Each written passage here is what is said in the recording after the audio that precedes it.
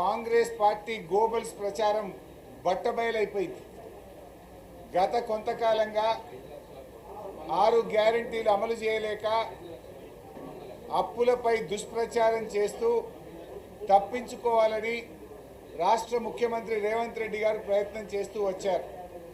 కానీ ఈరోజు నిండు శాసనసభలో కాగ్ రిపోర్ట్ ద్వారా కుండ బద్దలు కొట్టినట్టు స్పష్టంగా ఆధారాలతో సహా బీఆర్ఎస్ ప్రభుత్వ అప్పు కేవలం 41,000 కోట్లు మాత్రమే, ఏడాదికి 41,000 కోట్లు మాత్రమే చేశామని గత సంవత్సరంన్నర నుంచి మేము చెప్తూ వచ్చాం.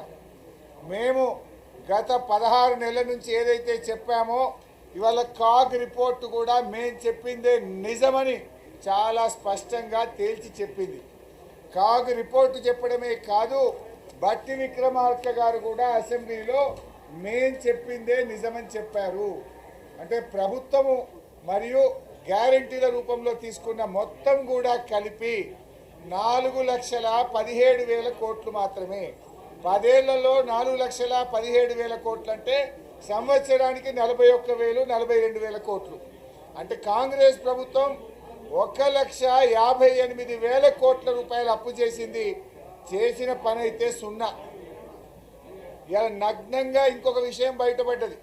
ముఖ్యమంత్రి గారేమో 3 గంటల 44 నిమిషాలకు సభలో మాట్లాడుతూ 1,52,000 కోట్లు అప్పులకు మిత్తిలకు కట్టినామని చెప్పిండు. 7 గంటల 44 నిమిషాలకు బట్టి విక్రమార్క మాట్లాడుతూ 88,000 కోట్లు అప్పులు మిత్తిల కింద కట్టినామన్నారు. 4 గంటల్లోనే ముఖ్యమంత్రికి ఉప ముఖ్యమంత్రి మధ్య 70,000 కోట్ల తేడా వచ్చింది. అంటే ఇలా ముఖ్యమంత్రి గోబల్స్ ప్రచారం చేయాలని ప్రయత్నం చేసింది.